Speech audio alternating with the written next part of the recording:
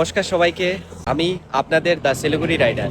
শিলিগুড়ির খুব কাছেই একটা জায়গা আছে যেখানে গেলে মনের সব অশান্তি দূর হয়ে যায় এবং এক অদ্ভুত শক্তির টান রয়েছে। হ্যাঁ, আমি কথা বলছি আমাদের সবার প্রিয় এবং অত্যন্ত জাগ্রত সেবক কালী মন্দির নিয়ে। আজ আমি আপনাদের নিয়ে যাব মায়ের সেই পাহাড় ঘেরা মন্দিরে এবং দেখাবো কিভাবে তিস্তা নদীর ওপর দাঁড়িয়ে রয়েছে ঐতিহাসিক করোনেশন ব্রিজ। তো চলুন রাইডটা শুরু করা যাক।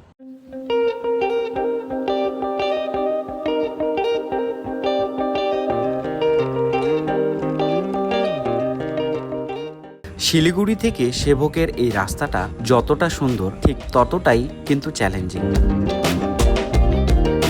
শিলিগুড়ি থেকে সেবক যেতে আপনাকে সময় লাগবে 50 মিনিট আর দূরত্ব হলো 24 কিলোমিটার। পাহাড়ের বাঁক আর সামনে দিয়ে বয়ে চলা তিস্তা সব মিলিয়ে এক দারুণ অনুভূতি। একটা জিনিস লক্ষ্য করবেন, এই রাস্তা দিয়ে যত বড় বড় গাড়ি বা ট্রাকই যাক না কেন সবাই কিন্তু মায়ের মন্দিরের সামনে একবার থামবেই। ড্রাইভাররা মনে করেন মায়ের আশীর্বাদ ছাড়া এই পাহাড়ের বিপদসংকুল রাস্তা পার হওয়া সম্ভব নয়। এটাই এখানকার ভক্তি আর বাস্তব চিত্র।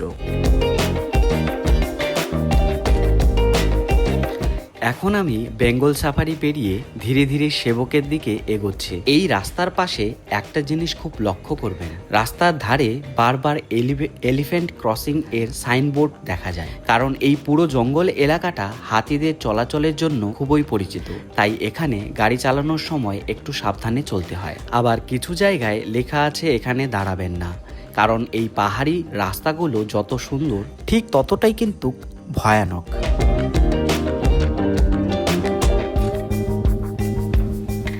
কিছু দূর এগোনোর পরেই আমরা ধীরে ধীরে সেবকের কাছাকাছি পৌঁছে গেলাম আর ঢোকার মুখেই একটা বড় ওয়েলকাম টু সেবক গেট চোখে পড়ল। ওই গেটটা দেখার পর থেকেই মনে হয় যেন পুরো পরিবেশটা বদলে যাচ্ছে। ঢুকতেই সামনে সুন্দর পাহাড়ের ভিউ, যদিও একটু ট্রাফিক আর জ্যাম রয়েছে, কিন্তু এই ভিউয়ের সামনে অনেস্টলি সেগুলো খারাপ লাগে না। আর তারপরেই একটা ছোট্ট ব্রিজ। এই ব্রিজটা ক্রসিং করার সময় চারিদিকের ভিউটা সত্যি অসাধারণ লাগছিল।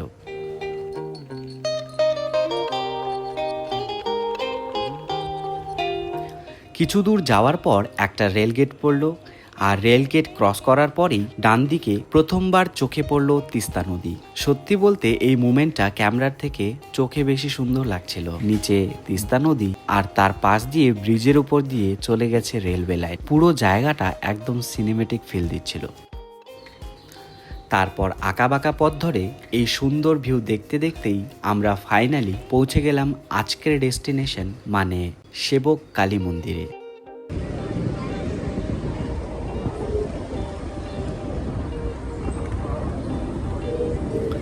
এই যে দেখুন সামনে যে মন্দিরটা দেখতে পাচ্ছেন, এটাই হলো সেবক কালী মন্দির। পৌঁছে সবার প্রথমে আমি বাইকটা সেফলি পার্ক করলাম। আজকে রবিবার বলে প্রচণ্ড জ্যাম। আমরা গাড়িগুলো এখানে রাখলাম। প্রথমেই যেটা চোখে পড়লো সেটা হলো এখানকার ছোট ছোট দোকানগুলো। এখানে মাকে পুজো দেওয়ার জন্য ফুল, বেলপাতা, প্রসাদ সবকিছুই খুব সহজেই পেয়ে যাবেন। যারা প্রথমবার আসছেন তাদের কোনো চিন্তা করার দরকার নেই, সব ব্যবস্থা এখানেই রয়েছে। আর এই দোকানগুলো পার করলেই সামনে দেখতে পাবেন মন্দিরে ওঠার সিঁড়ি, আর এই সিঁড়ির পাশেই রয়েছে জুতো রাখার জায়গা। আর একটা ভালো ব্যাপার হলো এখানে জুতো রাখার জন্য কোনো ফিক্সড টাকা নেয় না, আপনার ইচ্ছে হলে যা খুশি দিতে পারেন। আর যদি কারো কাছে টাকা নাও থাকে তাতেও কোনো সমস্যা হয় না। এই পুরো জায়গাটা দেখলেই একটা আলাদা ভক্তির পরিবেশ ফিল হয়। চারিদিকে মানুষজন, কেউ পরিবার নিয়ে এসেছেন, কেউ পুজো দিতে, আবার অনেকে এখানে বিয়েও করতে আসেন। সত্যি বলতে জায়গাটার মধ্যে একটা আলাদা শান্তি রয়েছে। এখান থেকে আমাদের উঠতে হবে।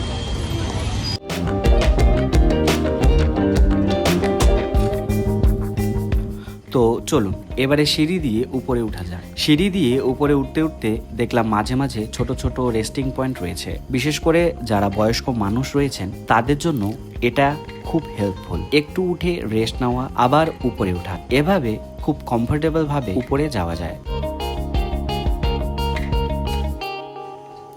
উপরে উঠতেই একটা জিনিস চোখে পড়লো যে ভিডিওগ্রাফি ইজ স্ট্রিক্টলি প্রহিবিটেড, মানে এখানে ভিডিও করা অ্যালাউড নয়। তবে দেখলাম অনেকেই নিজের মোবাইল দিয়ে ছবি তুলছে, সেলফি নিচ্ছেন।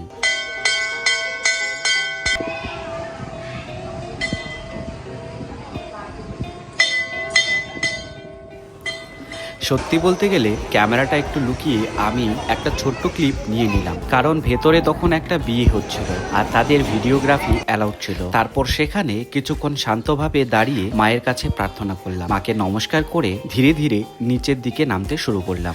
নামার সময় ডান দিকে একটা বড় ওয়াটার প্যাসেজের মতো জায়গা চোখে পড়লো। সম্ভবত বর্ষার সময় পাহাড়ের জল এই দিক দিয়েই নেমে আসে। মন্দির থেকে নিচে নামার পরেই সিঁড়ির একদম পাশে বাঁদিকে আরেকটা ছোট্ট পুজোর জায়গা চোখে পড়ল। এখানে দেখলাম অনেকেই ধূপকাঠি জ্বালিয়ে নিজের মানত করে যাচ্ছেন। যাদের উপরে ওঠার মতো সময় কম থাকে তারা অনেকেই নিচেই মাকে প্রণাম করে পুজো দিয়ে চলে যান। আর সেবক কালী মন্দিরের পাশেই আরেকটা মন্দির রয়েছে, সেটি হলো শিব মন্দির। তো ভাবলাম যেহেতু এখানে এসেছি শিব মন্দিরটাও দেখে যাওয়া যাক। শিব মন্দিরের দিকে হাঁটতে হাঁটতেই দেখলাম রাস্তার বাঁদিকে অনেকগুলো ছোট ছোট খাবারের দোকান রয়েছে। নানান রকম খাবার পাওয়া যায়। যারা ফ্যামিলি নিয়ে আসেন তারা এখানে বসে খাওয়া দাওয়া করতে পারেন। মন্দিরের একদম নিচেই প্রথমেই চোখে পড়লো একটা ছোট শিব মূর্তি, পাশে ছোট্ট করে মন্দির বানানো রয়েছে। আর পাশ দিয়েই এই সিঁড়িটা উপরের দিকে উঠে গেছে। তো চলুন এবার সিঁড়ি দিয়ে উপরে উঠা যাক। এই সিঁড়িগুলোর কন্ডিশন একটু খারাপ, আর সিঁড়ির পাশে যে নেট বা জালেগুলো দেখতে পাচ্ছেন এগুলো কিন্তু এমনি দেওয়া হয়নি, এখানে বাদরের উৎপাত অনেক বেশি, তাই দেওয়া হয়েছে। ভেতরের দিকটায় গিয়ে খুব শান্ত অ্যাটমসফিয়ার ফিল হলো, চারিদিকে গাঁদা ফুলের মালা দিয়ে সাজানো। এখান থেকে আবার দূরের সেবক ব্রিজটাও দেখা যাচ্ছিল। আর অনেক মানুষ দেখলাম এখানে পুজো দিচ্ছেন, ধূপ জ্বালাচ্ছেন, প্রার্থনা করছেন। জায়গাটা ছোট হলেও অনেস্টলি খুব পিসফুল।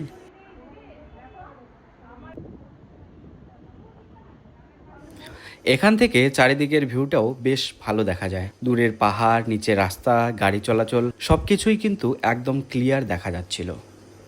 মন্দিরের ঠিক বাইরে সোজাসুজি একটা গরুর প্রতিমা রয়েছে, আর তার ঠিক সামনেই রয়েছে মহাদেব। সবাই খুব ভক্তি ভরে হাঁটু গেড়ে পুজো করছিলেন। আমিও সেখানে কিছুক্ষণ দাঁড়িয়ে নমস্কার করলাম, প্রার্থনা করলাম। তারপর কিছুক্ষণ শান্তভাবে সময় কাটিয়ে আমি আবার বেরিয়ে পড়লাম জার্নির উদ্দেশ্যে।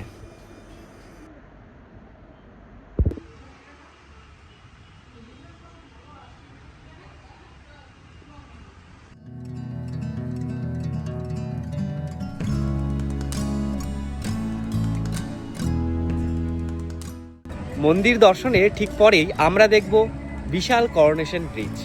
তো শিব মন্দির থেকে বেরিয়ে এবার আমরা রওনা হলাম সেবকের সবচেয়ে আইকনিক জায়গাগুলোর মধ্যে একটা, মানে করোনেশন ব্রিজের দিকে। সেবকে এসে এই ব্রিজটা না দেখলে ট্রিপটাই যেন অসম্পূর্ণ থেকে যায়। এখান থেকে খুব বেশি দূরে নয়, কিছুটা এগোলেই সামনে ধীরে ধীরে চোখে পড়বে এই ফেমাস ব্রিজ। তো অনেকেরই প্রশ্ন আসে এই করোনেশন ব্রিজটা এত ফেমাস কেন? এই ব্রিজটা ব্রিটিশ আমলে তৈরি হয়েছিল। প্রায় 1930-এর দশকে এই ব্রিজটার কনস্ট্রাকশন শুরু হয়, আর পরে এটা অফিসিয়ালি ওপেন হয়। তিস্তা নদীর ওপর তৈরি এই ব্রিজ উত্তরবঙ্গের সবচেয়ে আইকনিক ব্রিজগুলোর মধ্যে একটা বলে ধরা হয়। অনেকে এটাকে সেবক ব্রিজ বলেও চেনেন। পাহাড়, তিস্তা নদী আর ব্রিজ এর ইউনিক ডিজাইন সবকিছু মিলিয়ে জায়গাটা এত পপুলার হয়ে গেছে, মানে স্পেশালি বাইকার, ট্রাভেলার আর ফটোগ্রাফারদের মধ্যে এই জায়গাটা তো একটা ফেভারিট স্পট।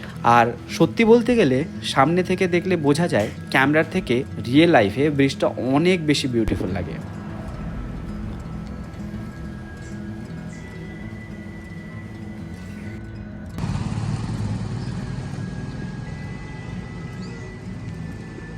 তো কথা হলো এই ব্রিজের মধ্যে কিন্তু আগে যেমন আমরা দাঁড়িয়ে দাঁড়িয়ে ফটো তুলতে পারতাম, এখন কিন্তু সেভাবে ফটো তুলতে বেশিক্ষণ দাঁড়াতে দেয় না।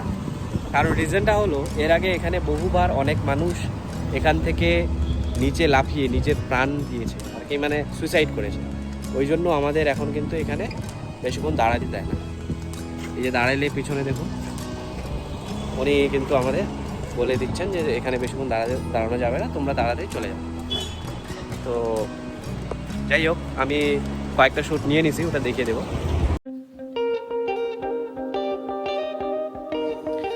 দুঃখজনকভাবে আগে এই জায়গায় অনেক সুইসাইড ঘটনা ঘটেছে, আর সেই কারণেই এখন গভর্নমেন্টের তরফ থেকে এখানে বেশিক্ষণ দাঁড়ানো বা ক্রাউড করা অনেকটাই রেস্ট্রিক্ট করা হয়েছে। আমি নিজেও দেখলাম কাউকে খুব বেশি সময় দাঁড়াতে দিচ্ছিল না, ফটো তুলতে হলে তাড়াতাড়ি তুলে মুভ করতে বলছিল। তবে এত নিয়ম কড়াকড়ির মধ্যেও জায়গাটার বিউটি কিন্তু একটুও কমেনি। নিচে তিস্তা নদী, চারিদিকে পাহাড়, আর মাঝখানে দাঁড়িয়ে থাকা এই ঐতিহাসিক ব্রিজ, সব মিলিয়ে কিন্তু আনফরগেটেবল।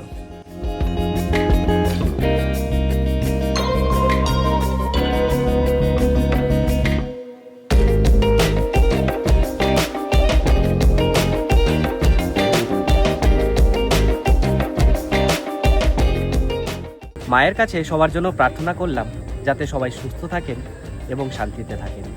আজকের এই ছোট্ট জার্নিটা আপনাদের কেমন লাগলো অবশ্যই কমেন্ট করে জানাবেন। আপনারা কে কে সেবক কালী মন্দিরে আসতে ভালোবাসেন লিখে জানাবেন। ভিডিওটা ভালো লাগলে অবশ্যই লাইক করুন, শেয়ার করুন এবং সাবস্ক্রাইব করে দ্য শিলিগুড়ি রাইডার চ্যানেলের সাথে যুক্ত হন। দেখা হচ্ছে পরের ব্লগে।